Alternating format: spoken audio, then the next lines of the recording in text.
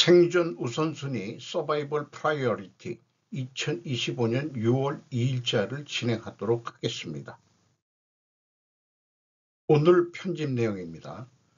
한국 대선 우세 이재명 반일 언행 봉인에도 대일정책 브레인으로 귀화한 반일 전 일본인 교수. 이재명 TK 찾아 우린 좌파 우파 아닌 실력파, 대통령은 왕 아냐. 이재명 유시민의 언설 어떻게 이처럼 흡사할 수가. 무인 차량 평가 방법 하나에어로 대 현대로템 갈등 증폭. 한일 국교 정상화 60주년 우선 레인. 왕서방 수도권 아파트 쓸어담는다. 이유가 뭐지? 반성 중이 아니다. 불합리한 카스하라 곳곳서 횡횡. 종업원에게 맡기는 고객 대응이 수반되는 기업 리스크. 진상기국 고객. 한은 기준금리 2.75에서 2.5% 인하. 수리남에 온 대박. 트럼프는 다코인가? 라고 편집을 했습니다. 한일 대선 우세 이재명 반일 언행 봉인에도 대일정책 브레인으로 귀화한 반일 전 일본인 교수다. 이런 뉴스의 제목으로 JB프레스의 이정선 씨라는 분이 기고한 내용입니다. 기승전결에서 결승전개식으로 거꾸로 제가 편집을 했습니다. 결론은 이재명 씨와 친한 일본 전문가가 이재명 후보와 가장 가까운 친한 일본 전문가는 호사카 유지라는 말을 듣고 깜짝 놀랐다. 세종대 교수로 수많은 한국 언론에 등장해 한일관계 전문가로 활동하고 있지만 독도는 한국당, 신친일파 청산 등의 주장을 펼치며 반일적인 입장을 분명히 해온 인물이다. 이재명 정부라면 한일관계는 어쩌면 문재인 정부 때보다 더 어려워질지도 모른다라고 결론을 내고 있습니다. 본문에서 토론회에서는 외교안보 문제와 관련 일본의 애자도 나오지 않았다. 이게 뭐 니인데 니뻔 할 때 니인지 애라고 번역이 됐습니다. 그만큼 한국의 대선에서 일본은 안중에 없다는 얘기일 것이다. 실제로 이재명 후보의 외교안보 보좌관들과 관련해 한국 언론에서 일본 전문가가 보이지 않는다는 분석이 나오고 있다. 일본 전문가가 반일을 하다 보니까 일본 연구를 안 한 모양이죠. 그래서 이재명 선거 캠프의 외교안보 전문가들을 면면을 살펴보면은 위성락 동맹파라고 표현을 했습니다. 아메리칸 스쿨 출신이라고 해서 한미동맹을 한국 외교의 근간으로 보는 이른바 동맹파 출신이라고 그러는데 제가 파악한 거로는 중국 대사를 했기 때문에 또 나름대로 친중파로 저는 분류하고 있습니다. 이종석 전 통일부 장관 자주파이기 때문에 자주파는 득세하는 정권에서는 항상 미국과 불협화음, 일본과의 마찰이 발생하기도 한다라고 언급을 하고 있습니다. 김현정 씨라고 통상 전문가인데 어려서부터 외교인 아버지 역량으로 외국 생활을 하다가 변호사 자격증을 미국에서 취득을 했는데 그러나 그는 그 반미 성향이 강해 보수로부터는 반미 반일주의라는 비판을 받고 있다고 합니다. 일본에 대해서는 적개심을 보이고 있다. 그가 이재명 정부 출범 이후 청와대 안보실장이 유력한 김현정 씨는 한일 FTA를 추진한다는 더불어민주당의 일부 구상에 있어 가장 큰 걸림돌로 보인다고 했습니다.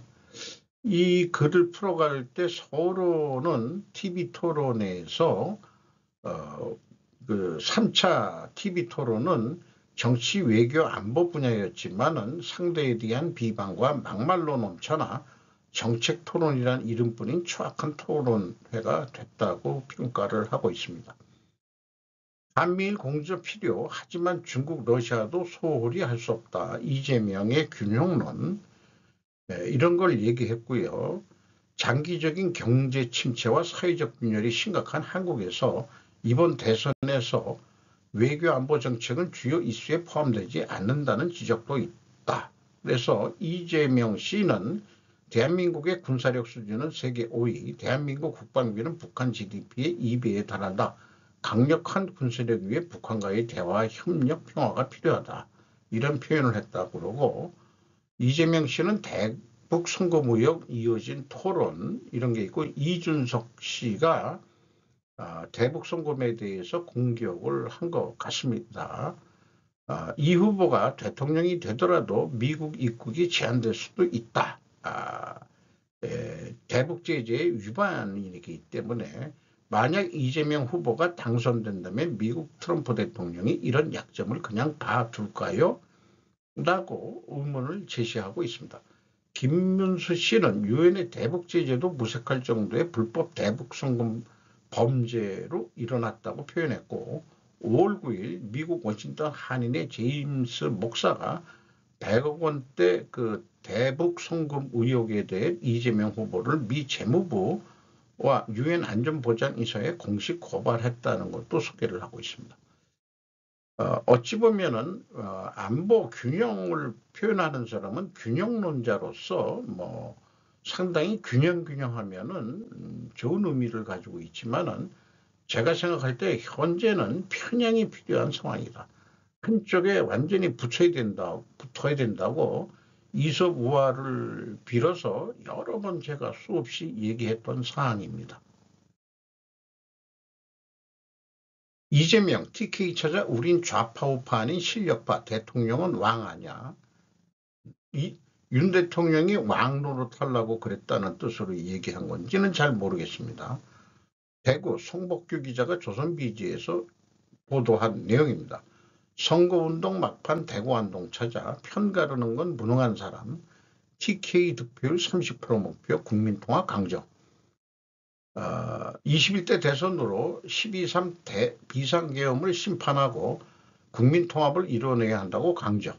대통령은 우리가 숭배하기 위해 뽑는 왕이 아니라며 정치인은 일시키기 위해 뽑은 일꾼 대리일 뿐. 이런 얘기는 누구나 다 하는 거 아닌가요? K에서는 그동안 영남권에서 강조해왔던 국민통합을 재차 언급했다. TK에서 T자가 빠졌네요. 남녀와 노소 지역 이념 가치로 편을 가르는 사람들의 특징이 있다. 바로 무능한 사람이라는 것이라며, 유능하고 실력이 있으면 국민에게 인정받을 수 있는데 왜 편을 가르겠나? 자기는 편을 안 가르었다고 그렇게 얘기를 하나요? 전혀 상식적으로 말이 안 되는 얘기를 같은 걸 하네요. 이념이나 가치보다 중요한 건 먹고 사는 문제다. 누가 아니랍니까? 김대중 정책이면 어떻고 박정희 정책이면 어떤가라며 유용하면 쓰고 유용하지 않으면 버린다. 좌파 우파 그런 거 안 한다. 우리는 실력파다. 지방 균형 발전을 통해 대구를 발전시키겠다는 구상도 밝혔다. 최근 경제 성장이 둔화된 대구 지역의 사정을 언급하면서 수도권 대기업 집중 정책에서 벗어나겠다고 약속했답니다. 이런 글을 읽고서 제가 생각을 정리해 봤습니다. 언제 대한민국의 대통령이 왕으로 군림한 적이 있는가? 왕이라면 좌우 양반 세력을 견제해야 왕권을 유지할 수 있었다고 저는 역사를 그렇게 해석합니다. 그래서 양반 제도를 된 거죠. 왕의 오른편이 문관인가요? 무관, 자관 그렇습니다. 그래서 필요하면은 통평책을 펼쳐 기득권화된 양반 세력을 약화시키려는 게 왕이어야 한다. 그러니까 국회가 양당으로 되어 있는데 어느 한쪽이 너무 세지면은 뭔가 좀 조정을 하려던 그런 게 비상계엄일 수도 있지 않느냐, 이렇게 해석을 해보는 거죠. 좌파 우파가 아닌 실력파라는 것이 친중파라는 것이겠지. 저는 그렇게 편향적으로 해석을 합니다. 친중을 숨기는 선거 유세의 그런 거 아니냐, 이렇게 저는 보여집니다. 이재명, 유시민의 언설 어떻게 이처럼 흡수할 수가? 데일리안에서 6월 1일 날 보도한 내용입니다. 사과한다면서 책임 떠넘기는 재주가 있다. 명분대 신랑 만나면 발이 둥둥 뜨나. 아, 그 김문수 대표의 그 부인인 설 여사를 두고서 이렇게 비하 발언을 한 것 같습니다. 자식을 도구로 만드는 놀라운 재주, 지식을 도구로 만드는 놀라운 재주, 이진곤의 그건 아니죠라고 데일리안에서 한 얘기입니다. 거기에서 제가 인용한 내용들은 부적절한 표현이었던 것으로 보여진다. 본인이 사과하셨다고 하니 우리 국민께서 용서하시지 않을까 생각한다. 두서없습니다. 어머니를 상대로 한 형의 폐륜 폭언과 형수의 두둔, 이 과정에서 생긴 저와 형님 부부 간 전화 말다툼 일부가 왜곡 조작된 것입니다. 라고 얘기하고 있고, 나는 전혀 잘못이 없다. 검찰과 대법원이 없는 죄를 만든 것이라고 강조하고 있습니다. 논란은 자신의 아들이 만들었는데 책임은 이준석 후보대로 지라고 한다. 이렇게 표현했네요. 사과라는 단어 하나 슬쩍 보여주고는 자기 변명을 일삼는다. 김 후보 부인 설란영 씨가 고졸 학력을 가졌다는 사실이 유씨 언설의 핵심 소재였다. 똑똑한 척하는 언행을 일삼는 것이고 노동자 출신 여성을 사정없이 비하하기 때문에 한국 진보 지식인하는 사람들의 민낯이 그거 아니냐. 진보는 무슨 개똥 같은 진보냐. 이렇게 이진곤 씨라는 사람이 얘기를 했네요. 국민일보 주필 논설위원을 했던 사람으로 소개를 하고 있습니다. 무인 차량 평가 방법 하나 에어로 대 현대로템 갈등 증폭. 김지환 기자가 조선비지에서 보도했습니다. 잡음이는 군 무인차 사업, 방사청 최고 성능 기준 놓고 두 업체 반발. 하나 기존대로 현대로템 설명 부족. 방사청 6월에 논의 거쳐 7월 중 마무리하겠다. 요거는 하나 에어로 하나 디펜스에서 나온 아리온 스맷이라는 차량이고요. 무인 차량은 전장에서 부상자나 물자를 옮길 때 유용하게 쓰일 것으로 기대된다. 이 사업의 하나 에어로는 아리온 스맷으로 현대로템은 세르파를 내세워 참가했다. 요거는 현대로템의 세르파가 되겠습니다. 전장에서 적으로부터 방어해가면서 인적 물적 자원을 효과적으로 이동을 측정 평가한 기준은 제 생각에는 로봇계 말 또는 개념, 특히 한국의 산악 지형을 전제로 해서 평가 방법을 하면 평지가 아닌 우리나라의 6.25 전쟁, 한국 전쟁의 가장 애로점은 그렇게 산지가 많아가지고 아주 미군들이 지겹다고 했을 정도예요. 산악전투가 일어나서 부상자가 생긴다. 어떻게 이송을 할 거냐. 물자를 탄약을 어떻게 운반할 거냐. 농담 삼아서라도 다시 전쟁이 일어난다면 저는 탄약이라도 운반을 하겠다라는 것으로 표현을 했었는데 그것도 다리가 현찮으니까 제대로 못할 거고 이런 차량들이 탄약을 전투 현장에 갈고 부상자를 이동할 건데 제 생각에는 평가할 때 그 평지가 아닌 산악 지형에서의 성과를 평가를 해야 되지 않겠냐. 아웃풋을 뭘로 볼 거냐. 이런 거를 평가 방법을 만들어서 하면 되지 않을까. 그렇게 생각을 해 봅니다. 한일 국교 정상화 60주년 우선레인. 원래 기사 제목은 일본 한국인 전용 입국 심사대 운영 시작이라고 했는데 일본만 그렇게 친절하게 하는 거냐 그게 아니고 기사 내용을 읽어봤더니 양국에서 6월 한 달간 한 4군데 공항에서 상대 국민 전용 입국 심사대를 운영한답니다. 여행업체 관계자는 여행객에게 중요한 시간 소비를 줄일 수 있어 전용 입국 심사대 정식 운영이 시작되면 여행 수요가 더 늘어날 것으로 보인다고 귀띔했답니다. 1일 업계에 따르면 올해 1월부터 4월까지 방일 한국인의 수는 전년 동기 대비 7.6% 증가한 323명이 일본에 여행을 갔고 방일 외국인 가운데 가장 많았고 한국에 입국한 일본인은 104만 명이었다고 합니다.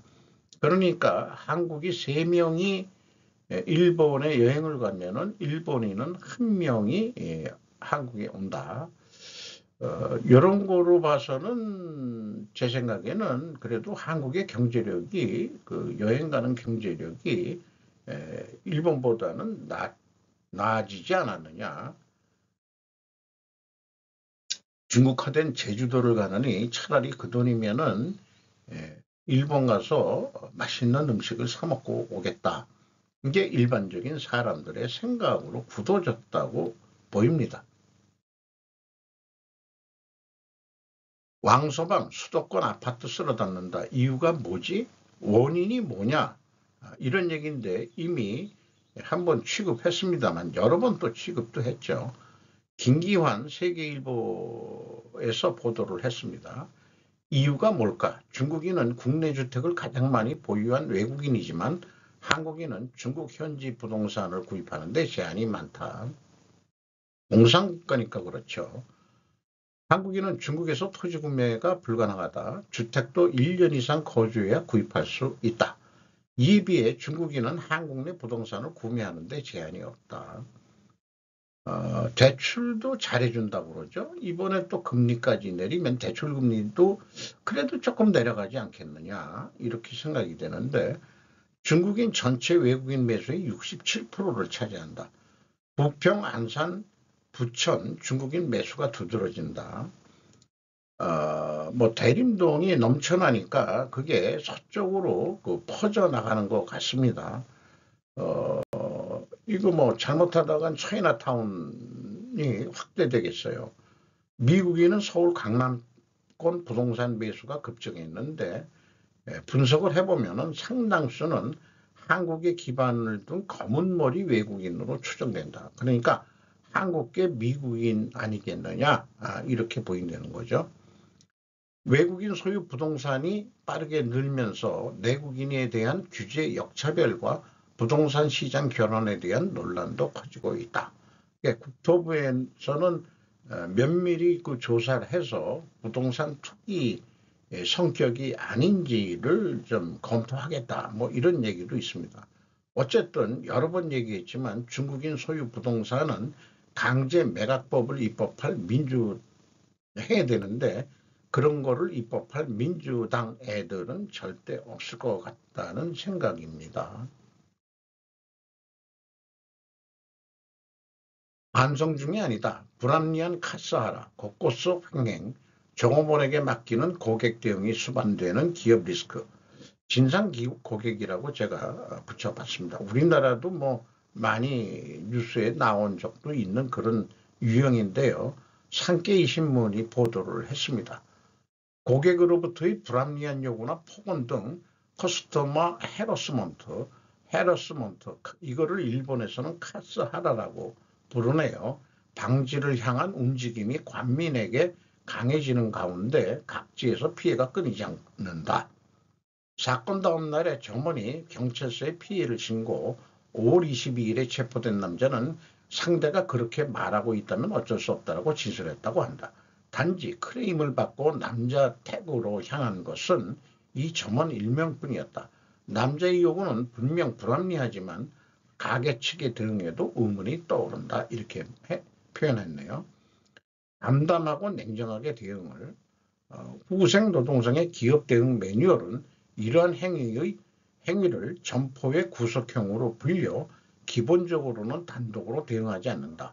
점유에서 대응하는 경우는 공공성이 높은 장소를 지정한다라고 하는 대응례를 나타낸다. 그러니까 우리 집에 와라 하는 것은 그런 데 가서는 안 된다 그런 얘기죠. 일본 해리스먼트 협회의 무라사키 요 대표는 고압적인 말이나 태도로 점원을 자택 등에 호출하는 행위 그 자체가 카르사하라에 해당한다. 종업원의 안전 확보라는 관점에서도 예를 들어 가게 측에 잘못이 있어도 점포 이외의 장소에 파견해서는 안 된다고 거절한다. 기업이 갑질 피해에 대한 적절한 대응을 게을리할 경우 피해를 입은 직원에게 손해배상을 청구할 가능성도 있다.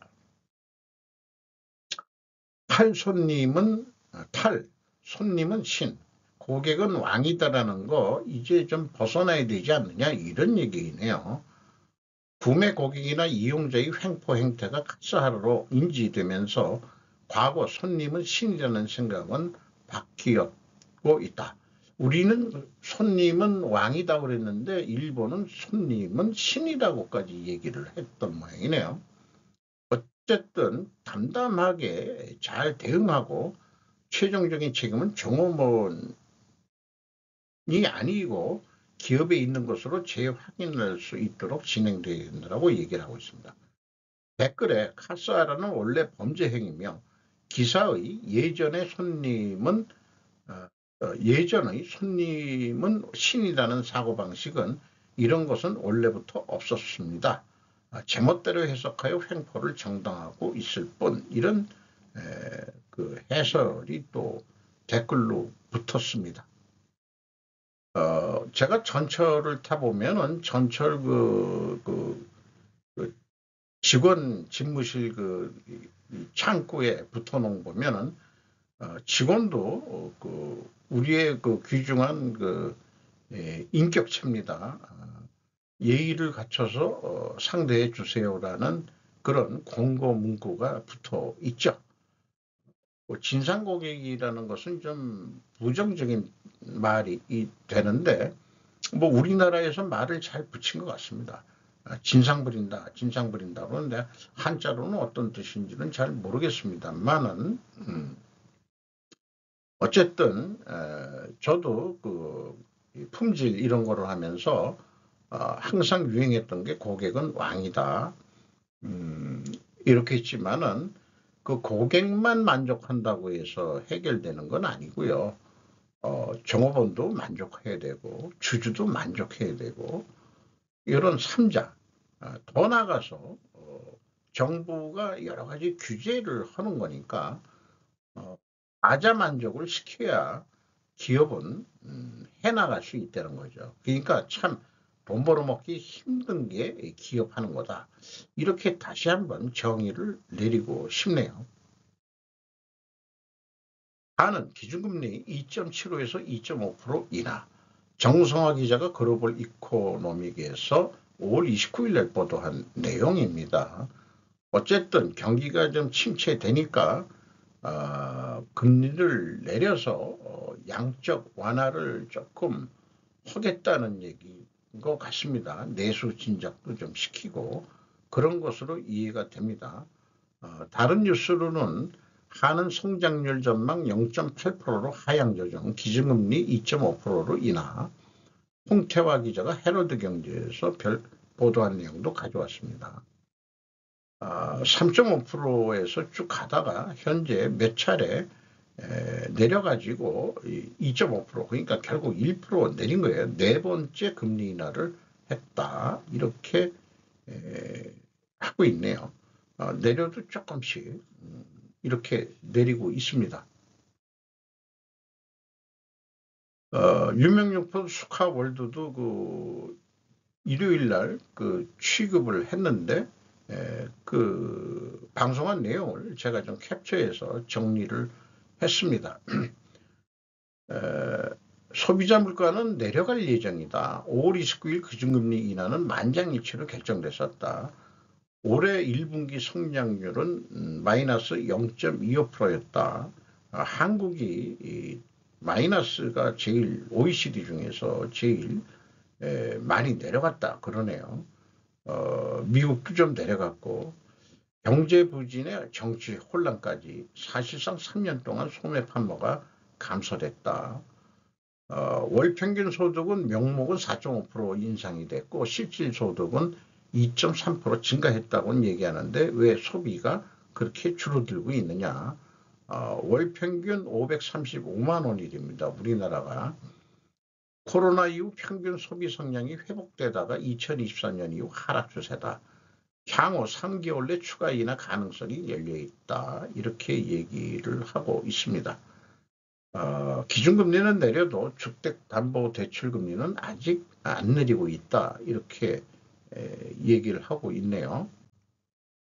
소득 격차가 또 확대되고 있다. 그리고 분위별 소득 증감률인데 빈부격차가 저소득층이 거꾸로 내려갔다는 얘기죠. 소득이. 오히려 뭐 분위로 5분이라고 그러면은 뭐 소득 기준으로 해서 이렇게 5등급을 나눈 모양인데 상위 등급들이 더 수익이 더 올라갔다. 소득이 그렇게 소개를 하고 있습니다. 사저 시대를 우리가 살아가게 될 것 같다. 저성장, 저물가, 저금리, 저소비. 그래서 한국 잃어버린 30년에 들어갈 것인가. 그런데 문제는 소비자 물가도 내려간다고 그러는데 생활 물가는 계속 올라간단 말이에요. 음식값도 너무 비싸져 가지고 이제 뭐 사 먹기가 어려워서 그 집에서 가급적이면 먹으려고 노력을 합니다만은 그런 것 등으로 하면은 소비가 안 하는 거죠. 비싸지니까 소비를 안 하는데 그러면은 물가가 음식 가격이 내릴 거냐? 또 못 내릴 거다 이 말이에요. 왜냐? 뭐 원재료 가격 이런 걸 떠나서 인건비도 오르고 뭐 저기 이 운영 경비들도 계속 좀 오르는 추세에 있는 것들도 많기 때문에 다른 건 몰라도 인건비가 가장 핵심일 텐데 우리나라 기업들 참 임금은 깎지 않고 잘 올려주고는 있어요. 회사는 영업이익이 내려가더라도 분석을 몇 군데 해보지만은 대표 랜덤 샘플이 어떤 그래도 그 상징성이 있을 겁니다. 어쨌든 물가가 좀 내려가는 것도 있어야 물가가 내려간다는 것은 디플레이션인데 우리나라가 디플레이션에 들어갈 것 같은 느낌이 있네요. 수리남에 온 대박. 수리남이라고 우리나라 영화의 마약 넷플릭스 영화로 수리남 외무부에서 항의를 했다고 그러죠. 마치 수리남이 마약 국가라고 되어 있는데 이게 열대 우림 국가라서 인구도 한 60만 분이 안 된답니다. 그런데 여기에서 한마디로 베네수엘라가 가이아나 왼쪽에 있고 가이아나도 석유가 해상에서 터져가지고 국민소득이 팍팍 오르고 있는데 이 수리남에서도 유전이 발견돼가지고 이제 국민소득이 꽤 올라갈 것 같다 이런 내용입니다. 그럼에도 불구하고 이런 생산을 야당 쪽에서 국민한테 혜택을 주려고 그러면은 수리남 기업들이 참여해야 되는 거 아니냐 이렇게 얘기를 하고요. 2028년에 인당 2만 달러 GDP 예상을 한답니다. 바우데르소 대통령을 들은이은 수리남 대통령은 이름이 산토키로 발음이 된다고 그러네요.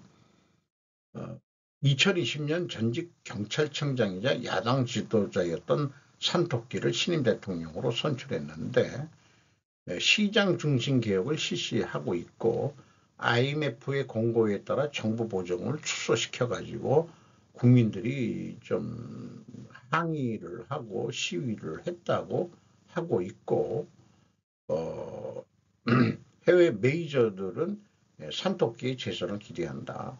그런데 이번 선거에 야당하고 연정 공동정부로 해서 해나간다 해가지고 야당 지도자가 여성인 모양인데 어떻게든 석유에 의한 불을 국민들한테 할 수 있도록 그런 정책을 시행하겠다 그런 내용으로 소개가 됐습니다.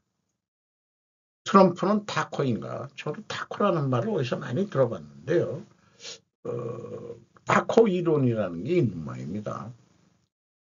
장관 4월 3일 세계 상호 관세 발표 당시 EU 관세를 20% 말했던 트럼프인데 계속 그 변동이 되어죠. EU에 대해서 4월 3일 날 20% 하겠다.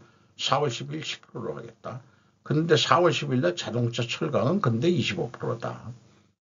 5월 23일 50%로 올린다. 5월 25일에는 10%로 다시 한다. 5월 30일에는 철강은 50%다. 그 다음엔 어떻게 될지 모른다. 이런 거에 대해서 로버트 암스트롱이라는 사람이 트럼프는 항상 겁먹고 물러선다. 이런 표현을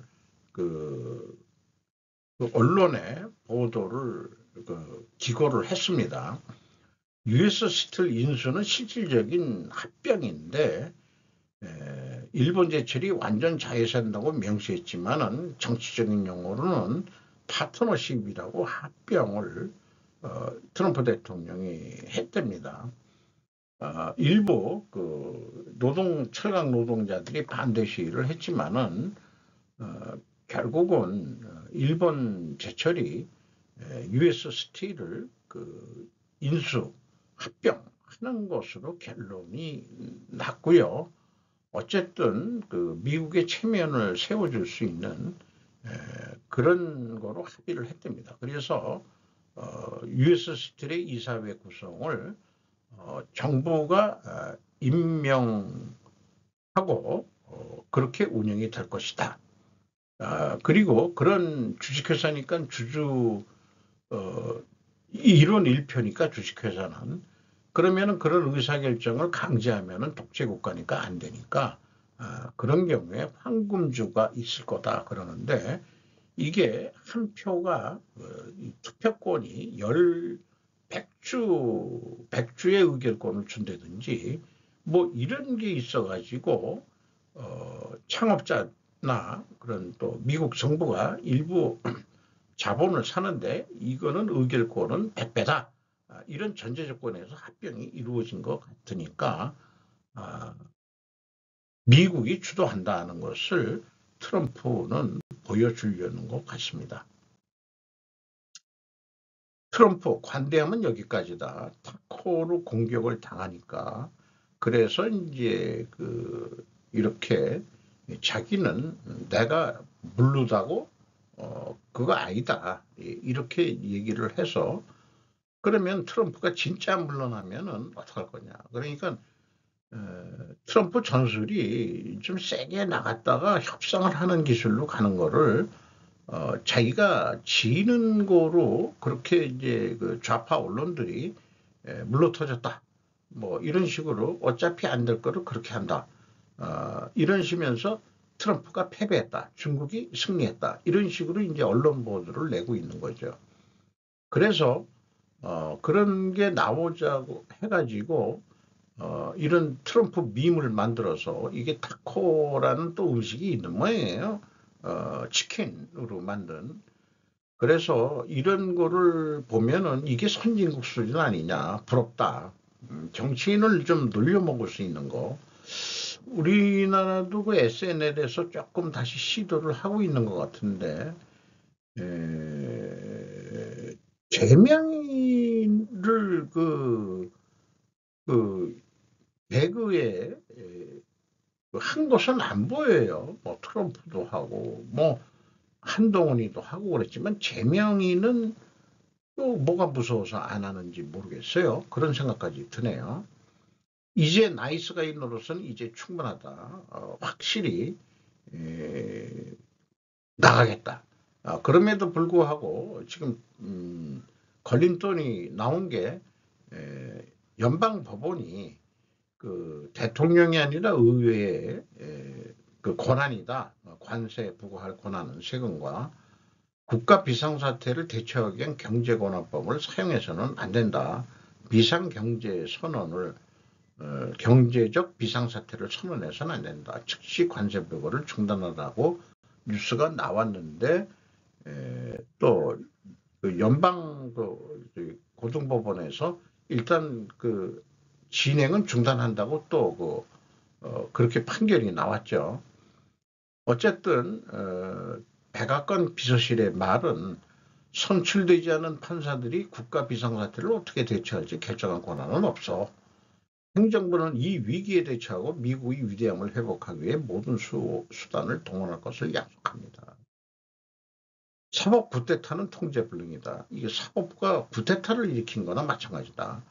연방항소법원은 하급법원 판결 일시 중지 명령을 내려가지고 계속 관세 부과는 하는 거로 이렇게 지금 진행이 되고 있는데 행정부는 6월 9일까지 답변하라고. 왜 이런 판결이 났냐고 그러면은 소송을 걸었는데 이 트럼프 대통령의 관세 부과가 불법이요, 위헌이요 이렇게 했는데 소송을 제기한 것은 뉴욕주 법무장관 레티시아 제임스라는 사람이 모양입니다. 미국 관세공은 다시 미국 대법원의 손으로 간다. 9명의 저스티스 대법관이 있는데 공화당 보수 쪽이 6명, 민주당이 임명한 진보 대법관이 3명으로 구성이 되게 됩니다. 이 법관들도 그 보수 진보를 구분을 이렇게 해버리네요. 이재명이는 그 진보 보수 그런 거 자기 안 따지고 실력파로 한다고 그러는데 법원은 미국은 이걸 따지네요.